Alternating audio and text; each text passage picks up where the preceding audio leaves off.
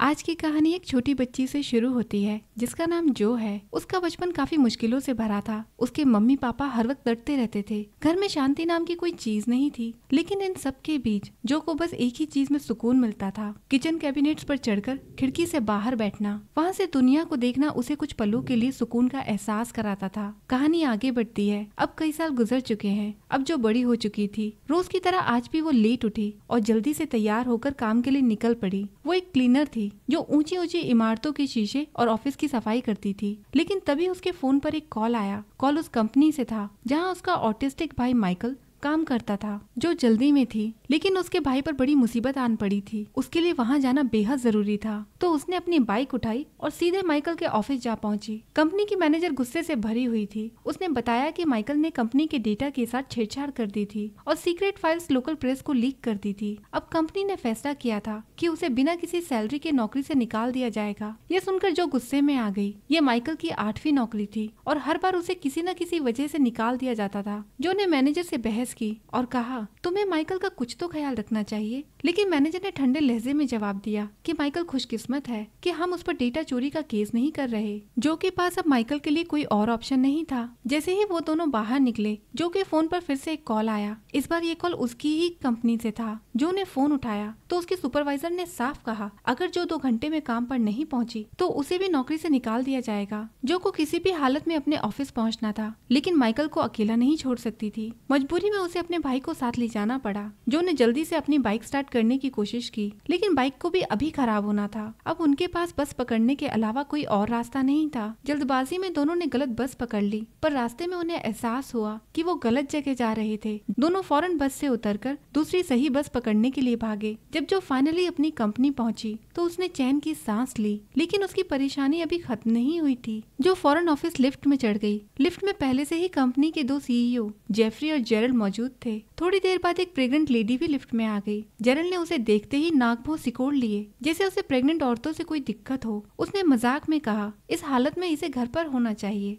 ये सुनते ही जो ने फौरन जवाब दिया, अगर तुम लोग मैटरनिटी लीव की सैलरी देते तो इसे यहाँ आकर काम करने की जरूरत ही नहीं पड़ती। दोनों सीईओ अपनी इज्जत बचाकर वहाँ से भाग निकले। लिफ्ट से उतरते ही उसे अपने बॉस डेरिक से मिलना था। वो पहले से ही जो पर गुस्सा था क्योंकि वो देर से आई थी, इसलिए उसने उसे सबसे मुश्किल सफाई का काम दिया। अब जो को आसमान छूती इमारतों के ऊपरी कांच के हिस्से की सफाई करनी थी। ये न सिर्फ खतरनाक था बल्कि उसके लिए एक तरह की सजा भी थी। जो ने बिना कोई शिकायत किए काम शुरू कर दिया, लेकिन उसे पता नहीं था कि उसकी परेशानी अभी और बढ़ने वाली थी। जो अपने काम में लगी थी, वहीं उसका भाई ऑफिस के ग्राउंड फ्लोर पर उसका इंतजार कर रहा था। कंपनी का एक सिक्योरिटी गार्ड उसकी देखभाल कर रहा था, लेकिन कुछ देर बाद उसका ध्यान भी कहीं और चला गया। माइकल ने फौरन इस मौके का फायदा उठाया और इधर उधर तांग-झांक करने लगा। वहीं दूसरी तरफ सीईओ जेफरी और जेरल का इंटरव्यू चल रहा था। टीवी की होस्ट कंपनी के एनर्जी सिस्टम ग्रोथ के बारे में सवाल कर रही थी। इस बीच जो ऊंचाई से नीचे शहर का नजारा देख रही थी। तभी उसका साथी नोआ पास आया।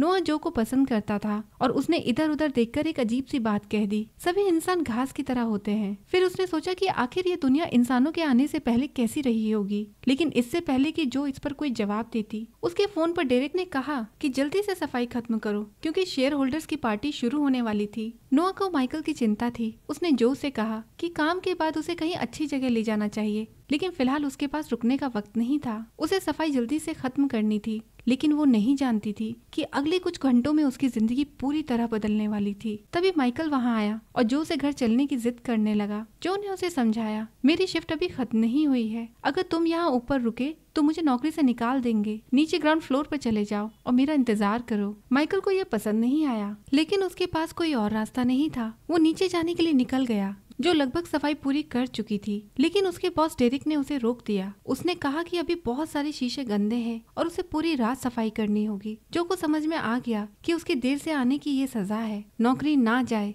इसलिए उसे सारा काम करना होगा। यहाँ तक कि डेरिक ने लिफ्ट का पूरा कंट्रोल अपने पास ले लिया, जिससे जो अपनी मर्जी से लिफ्ट को ऊपर नीचे नहीं कर सकती थी। अब रात हो चुकी थी और अंधेरा इतना बढ़ गया कि जो का बैलेंस बिगड़ने लगा, जिससे उसका स्पंज नीचे गिर गया, जो वहाँ से गुजर रहे एक आदमी पर जाकर लगा। इसी बीच एक नकाबपोश ग्रुप बिल्डिंग में घुस चुका था। ये लोग गाला परफॉर्मर्स की तरह अंदर आए थे, लेकिन इनका असली मकसद कुछ और ही था। तभी नकाबपोश ग्रुप ने हमला कर दिया। डेरेक और कंट्रोल रूम में मौजूद बाकी लोगों को शूट कर दिया गया। लिफ्ट अचानक नीचे जाने लगती है। इन नकाबपोशों में एक हैकर भी था जिसने कंप्यूटर के पूरे सिस्टम और डेटा को हैक कर लिया। नीचे इवेंट हॉल में पार्टी चल रही थी। तभी नकाबपोशों ने वहाँ जहरीली गैस छोड़ दी। कुछ ही पलों में पूरा हॉल बेहोश पड़े लोगों से भर गया। सिर्फ वही लोग बचे थे जो पहले से ही गैस मास्क पहने हुए थे, जो ये सब बिल्डिंग के बाहर से देख रही थी, लेकिन उसके पास अंदर जाने का कोई रास्ता नहीं था। उधर माइकल दौड़ते हुए एक सुरक्षित जगह ढूंढने की कोशिश कर रहा था। अब तक नकाबपोशों ने शेयर होल्डर्स और बाकी एम्प्लॉयज को एक जगह इकट्ठा कर लिया था। अब उनके इरादे साफ हो चुके थे। वो इन लोगों से कुछ बड़ा कबूल करवाने वाले थे। तभी ग्रुप की हैकर जी कहती है गैस का असर खत्म होने में 4 घंटे लगेंगे, यानी उनके पास अपना मिशन पूरा करने के लिए काफी वक्त है। ग्रुप लीडर अपना नाम ब्लेक बताता है। वो कहता है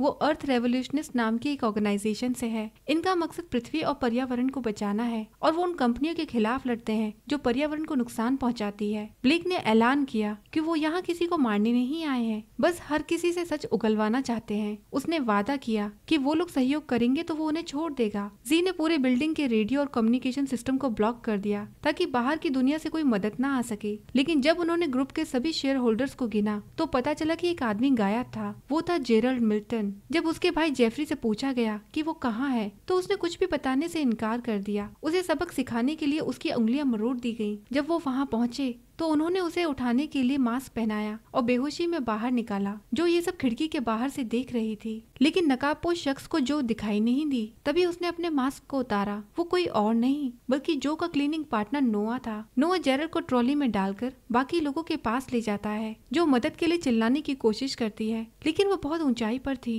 और उसे कोई सुन नहीं सकता था। जो ने समझ लिया था कि बाहर से कोई मदद नहीं आ सकती। उसने जल्दी से अपनी सेफ्टी रोप को लिफ्ट के साथ बांधा और धीरे धीरे नीचे उतरने लगी। अगर उसने एक भी गलती की तो वो सीधा नीचे गिर सकती थी। जेफरी को लगा कि ये लोग पैसों के लिए आए हैं, लेकिन नोआ ने उसे जोर से मारा और कहा हम यहाँ पैसे लेने नहीं आए हैं। अब हैकर जी ने एक वीडियो प्ले किया जो कंपनी की गंदी सच्चाई दिखा रहा था। कंपनी ने खुद को ग्रीन वर्ल्ड एडवोकेट बताकर दुनिया को बेवकूफ बनाया था, लेकिन असल में वो लोग पृथ्वी को जहरीले केमिकल्स से प्रदूषित कर रहे थे। वीडियो में दिखाया गया कि एक एनवायरमेंटल एक्टिविस्ट जो उनकी सच्चाई उजागर करने वाली थी अचानक मर गई। असल में ये कंपनी ही उसकी मौत के पीछे थी, लेकिन उन्होंने अपने पैसे और ताकत का इस्तेमाल कर मीडिया से झूठी खबरें फैला दी। इसका नतीजा ये हुआ कि उस लड़की की मौत पर कोई न्याय नहीं मिला। अब ब्लेक ने वादा किया कि इस बार ऐसा नहीं होगा। इस बार पूरी दुनिया देखेगी कि इस कंपनी ने कितनी जिंदगियां बर्बाद की हैं। जब ये वीडियो सामने आएगा तो कंपनी के शेयर नीचे गिरेंगे और हमारा मिशन पूरा हो जाएगा। जेफरी ने फिर से ब्लेक को रिश्वत देने की कोशिश की, लेकिन इस बार नोआ पूरी तरह से भड़क गया। ब्लेक को फौरन बीच बचाव करना पड़ा। ब्लेक ने उसे चेतावनी दी, अपने दिमाग पर काबू रखो, हम यहाँ लोगों को मारने नहीं बल्कि सच्चाई सामने लाने आए हैं। लेकिन अब नोआ के इरादे कुछ और लग रहे थे। तभी उसके गैंग के कुछ लोगों ने बम निकाल लिए। वहीं जो धीरे धीरे नीचे उतर रही थी, उसे कोई ऐसा तरीका चाहिए था जिससे बाहर की दुनिया को पता चले कि इस बिल्डिंग में क्या हो रहा है। लिफ्ट के कंपार्टमेंट में उसे एक जेली जैसी चीज मिली। ग्रीस को उसने शीशे पर लगाया और आग लगाकर SOS सिग्नल बनाया। नीचे ग्राउंड फ्लोर पर खड़े लोगों ने जैसे ही आग के जरिए SOS देखा, फौरन पुलिस को कॉल किया। ब्लेक को इस बारे में जैसे ही पता चला, उसने नोआ को जो से निपटने के लिए भेजा। इधर जेरल्ड को ये मौका मिल गया और वो एक कमरे में भाग गया। नोआ ने जल्दी से जो को ढूंढ निकाला और उसे ऊपर आने के लिए कहा। उधर ब्लेक जेरल्ड को पकड़ने के लिए उसके पीछे गया, लेकिन गलती से उसकी गन का ट्रिगर दब गया। तभी नोआ भी वहाँ आ गया। वो जेरल्ड को मारने ही वाला था। तभी ब्लेक ने उसे रोक दिया और कहा अब बेवकूफ मत बनो, हम अपने मकसद के बहुत करीब हैं। लेकिन नोआ के इरादे कुछ और थे। अचानक उसने अपनी गन तान कर ब्लेक को ही गोली मार दी। ब्लेक के साथी भी गोलीबारी में मारे गए। इसके बाद नोआ ने ब्लेक की लाश खिड़की से नीचे फेंक दी और जेफरी के पैर में गोली मार दी ताकि वो भाग न सके। अब पुलिस के सायरन की आवाज सुनाई देने लगी थी। नोआ ने फौरन इमरजेंसी कॉल किया और खुद को एक हॉस्टेज के रूप में पेश किया। उसने पुलिस को कहा कि अगर उन्होंने अंदर घुसने की कोशिश की तो वो उस प्रेग्नेंट क्लीनर को मार देंगे। नोआ चाहता है कि जो अपने गन की सारी गोलियां नीचे गिरा दे, जिससे पुलिस उसे सस्पेक्ट मान ले और उनका ध्यान उसकी तरफ चला जाए। तभी पुलिस की एक हेलीकॉप्टर टीम ने एक स्नाइपर को जो पर निशाना साधने के लिए तैयार कर दिया। बाहर पुलिस को लीड कर रही डिटेक्टिव घटना स्थल पर पहुंची और पूरी सिचुएशन समझने लगी। एक पुलिस अधिकारी ने बताया कि जो का बैकग्राउंड थोड़ा सस्पिशियस है। ये एक आम क्लीनर नहीं है, ये पहले मरीन फोर्स में थी। जो को मरीन ट्रेनिंग के लिए चुना गया था, लेकिन उसने अपने साथी को बहुत बुरी तरह पीट दिया था, जिस कारण उसे निकाल दिया गया क्योंकि उसने उसके साथ जबरदस्ती करने की कोशिश की थी और जो ने बिल्कुल भी झुकने से इनकार कर दिया था। डिटेक्टिव ने जब ये सुना तो उसने अपनी टीम से कहा, जो ने SOS सिग्नल भेजा था तो फिर वो आतंकवादी कैसे हो सकती है। लेकिन तभी एक और बुरी खबर आई। जो के बैंक अकाउंट में $33 मिलियन ट्रांसफर हो चुके थे। अब पुलिस को पूरा यकीन हो गया कि जो इस आतंकवादी हमले में शामिल है, लेकिन इतनी बड़ी रकम उसे क्यों मिली। पुलिस टीम ने फौरन जो को शूट करने का ऑर्डर मांगा, लेकिन डिटेक्टिव ने उन्हें रोक दिया और कहा, कुछ गड़बड़ लग रही है, हमें थोड़ा और इंतजार करना चाहिए। जो ने खुद को बचाने की कोशिश की, लेकिन अब वो भी लटक गई थी। डिटेक्टिव के पास अचानक जो का फोन आया। जो ने कहा, प्लीज मुझ पर गोली मत चलाओ, मैं आतंकवादी नहीं हूँ, मुझे और मेरे भाई को बचा लो। पुलिस अब तक यही सोच रही थी कि जो ही इस हमले के पीछे है, लेकिन डिटेक्टिव को अब समझ आ गया कि असल अपराधी कोई और है। उधर जो अभी भी लटकी हुई थी, लेकिन उसने जैसे तैसे खुद को संभाल लिया। वहीं दूसरी तरफ नकाबपोश ग्रुप ने सभी शेयर होल्डर्स और कंपनी के अधिकारियों को रिकॉर्ड करना शुरू कर दिया। वो हर एक से उनके गुनाहों को कबूल करवा रहे थे, ताकि जब ये वीडियो बाहर जाए तो दुनिया को कंपनी की असली सच्चाई पता लगे। डिटेक्टिव ने एक्टिविस्ट ग्रुप की पुरानी वीडियो फाइल निकालनी शुरू की और वहाँ उसे नोआ का एक पुराना वीडियो मिला। इस वीडियो में नोआ एक एक्टिविस्ट था जो पृथ्वी को बचाने के लिए लड़ रहा था, लेकिन वीडियो को देखकर साफ था कि ब्लेक और नोआ के इरादे अलग अलग थे। ब्लेक शांति से लड़ाई करना चाहता था, लेकिन नोआ हिंसा का समर्थन करता था। डिटेक्टिव ने ये भी देखा कि ब्लेक कई बार बिना किसी को नुकसान पहुंचाए बड़ी बड़ी कंपनियों को बेनकाब कर चुका था, लेकिन अब नोआ ने ब्लेक को मार दिया था और खुद इस मिशन को कंट्रोल कर रहा था। अंदर नोआ के आदमियों ने एक नई तकनीक का इस्तेमाल किया, इलेक्ट्रॉनिक ब्रेसेस। ये डिवाइस नोआ के शरीर से जुड़ी थी और उसके इमोशंस को ट्रैक कर रही थी। अगर वो बहुत ज्यादा गुस्से में होता तो उसके पास सिर्फ 5 सेकंड होते खुद को शांत करने के लिए। अगर वो काबू में नहीं आता तो बॉम्ब डिवाइस एक्टिवेट हो जाएगी और पूरी बिल्डिंग साथ में उड़ा देगी। अब डिटेक्टिव के पास ज्यादा वक्त नहीं था। उसने नोआ से डील करने की कोशिश की। नोआ ने बताया कि वो सभी लोगों का कन्फेशन रिकॉर्ड कर रहा है और ये काम होते ही हम कुछ लोगों को छोड़ देंगे, लेकिन तब जब हमें सेफ एग्जिट मिल जाएगा। डिटेक्टिव समझ गई अब ये मामला और खतरनाक हो चुका था, लेकिन तभी पुलिस की टीम बिल्डिंग में घुसने की तैयारी कर रही थी और नोआ को जैसे पता चला उसने 5 सेकंड की चेतावनी दी, लेकिन इससे पहले कि पुलिस पीछे हट पाती नोआ ने बॉम्ब को एक्टिवेट कर दिया और पुलिस का एक पूरा स्क्वाड खत्म हो गया। इसके बाद डिटेक्टिव ने ग्राउंड ऑपरेशन लीडर को कड़ी चेतावनी दी, मुझे बिना बताए कोई मूवमेंट मत करना। अगर नोआ की पल्स रुक गई तो पूरी बिल्डिंग उड़ जाएगी। उधर जो अपने बचने के रास्ते ढूंढ रही थी, पुलिस ने उसे वार्निंग दी कि एक और ब्लास्ट उसकी तरफ आ रहा है। जो ने जल्दी से अपनी बचपन की चढ़ने की आदत को याद किया और खिड़की से छलांग लगाते हुए बिल्डिंग की दूसरी तरफ बढ़ने लगी। ब्लास्ट का धमाका हुआ। हालांकि धमाके के झटके से वो बैलेंस खो बैठी और गिरने ही वाली थी, लेकिन उसने खुद को संभाल लिया। अब जो बिल्डिंग के अंदर जाने का रास्ता ढूंढने लगी, उसने पुलिस स्नाइपर से कहा कि वो विंडो पर गोली चलाकर उसे तोड़ दे। स्नाइपर ने भी सही निशाना लगाया। तभी वहाँ जो का भाई अचानक उसकी मदद के लिए आ जाता है, जो किसी तरह बिल्डिंग के अंदर घुस गई। किडनैपर को ये बात पता चल जाती है कि जो अभी भी जिंदा है। नोआ ने सर्च टीम को उसे ढूंढ निकालने के ऑर्डर दे दिए। इधर टीवी चैनल्स ने पूरी खबर दिखानी शुरू कर दी थी। अब नोआ और उसके ग्रुप को एक ऑफिशियल टेररिस्ट ग्रुप घोषित कर दिया गया। वहीं जो को जल्दी ही एहसास हुआ कि नोआ के गुंडे उसकी तलाश कर रहे हैं। माइकल और जो जनरेटर रूम में छिप गए, लेकिन जैसे ही उसने किसी के कदमों की आवाज सुनी, जो ने फौरन नोआ के आदमी पर हमला कर दिया और उसका चेहरा स्टीम पाइप पर दबा दिया। तभी दूसरा आदमी बंदूक निकालकर माइकल पर हमला करने वाला था, लेकिन माइकल ने अपना थॉर हैमर उठाया और हमलावर के सिर पर दे मारा, लेकिन ये वार बेअसर रहा। जो ने फौरन गन को उठाया और पहले आदमी को गोली मार दी, फिर दूसरे को भी शूट कर दिया। लेकिन ये लड़ाई इतनी जल्दी खत्म होने वाली नहीं थी। तभी एक और लड़की ने जो पर हमला कर दिया। अब जो और वो लड़की आमने सामने थी और एक जबरदस्त लड़ाई शुरू हो गई। तभी दूसरी लड़की ने गन उठा ली। तभी मौके का फायदा उठाकर माइकल ने ग्रेनेड उसकी तरफ फेंक दिया। ग्रेनेड के फटते ही वो लड़की खिड़की से बाहर जा गिरी। उधर नोआ और उसका ग्रुप फाइनल स्टेज में पहुंच चुका था। जी कन्फेशन वीडियो अपलोड करने की तैयारी कर रही थी, ताकि पूरी दुनिया देख सके कि कंपनी कितनी भ्रष्ट थी। लेकिन जब नोआ ने अपने भाषण में कहा, जब तक ये वीडियो दुनिया देखेगी हम मर चुके होंगे, तो जी को समझ में आ गया ये तो उसकी प्लानिंग का हिस्सा ही नहीं था। हम तो सिर्फ सच्चाई दिखाने आए थे, पर नोआ हमें मरवाने पर तुला है। जी ने भागने की कोशिश की, लेकिन तभी नोआ के एक आदमी ने उसे पकड़ लिया और शूट कर दिया। तभी जो वहाँ पहुँच गई, उसने उस आदमी को शूट कर दिया। अब जो और माइकल सीधे कंट्रोल रूम में घुसे, जहाँ माइकल ने तेजी से कंप्यूटर पर काम करना शुरू किया। माइकल की तेजी ने कमाल कर दिया। कुछ ही मिनटों में उसने वीडियो को सर्वर से डिलीट कर दिया। उसने हार्ड ड्राइव निकाल ली और सिस्टम पूरी तरह से हैंग कर दिया। अब नोआ का पूरा प्लान नाकाम हो चुका था। जो ने नोआ को फोन करके कहा, तुम्हारा मिशन खत्म हो चुका है, अब तुम्हारी सारी कोशिशें बेकार है। ये सुन नोआ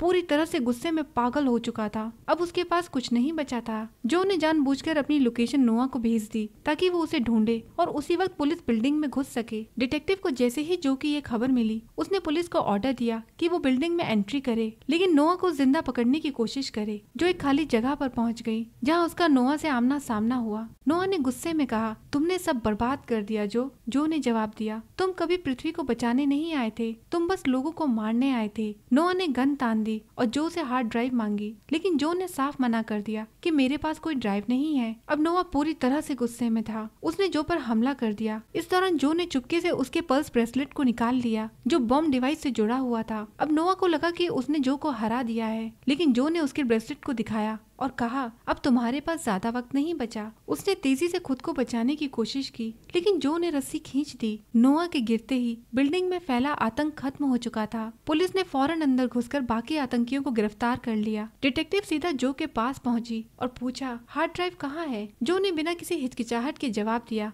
मेरे पास कोई ड्राइव नहीं है। डिटेक्टिव ने उसे ध्यान से देखा, लेकिन वो कुछ साबित नहीं कर सकती थी। फिर जो ने हल्के से मुस्कुराते हुए कहा, वैसे क्या मैं अपने बैंक अकाउंट में $33 मिलियन रख सकती हूँ? डिटेक्टिव ने उसकी तरफ देखते हुए कहा, बिल्कुल नहीं, तुम्हें वो पैसे वापस करने होंगे। शायद एक कोशिश करने में बुराई क्या थी। कुछ दिनों बाद मिल्टन ब्रदर्स और बाकी शेयर होल्डर्स के कबूलनामे का वीडियो इंटरनेट पर वायरल हो गया। अब पूरी दुनिया को पता चल चुका था कि कंपनी कैसे पर्यावरण को नुकसान पहुंचा रही थी और कैसे उन्होंने अपने गुनाहों को छुपाने के लिए मीडिया को खरीद लिया था। ये सच्चाई जो और माइकल की वजह से सामने आ पाई और ये कहानी यही खत्म हो जाती है। वीडियो पसंद आए तो इसे लाइक करें और इस कहानी के बारे में अपनी राय हमारे साथ शेयर जरूर कीजिएगा। मुझसे जल्दी मिलने के लिए इस चैनल के दूसरे वीडियो पर क्लिक कीजिएगा। मिलते हैं आपसे अगले वीडियो में। तब तक अपना और अपनों का ख्याल रखिए। बाय बाय दोस्तों।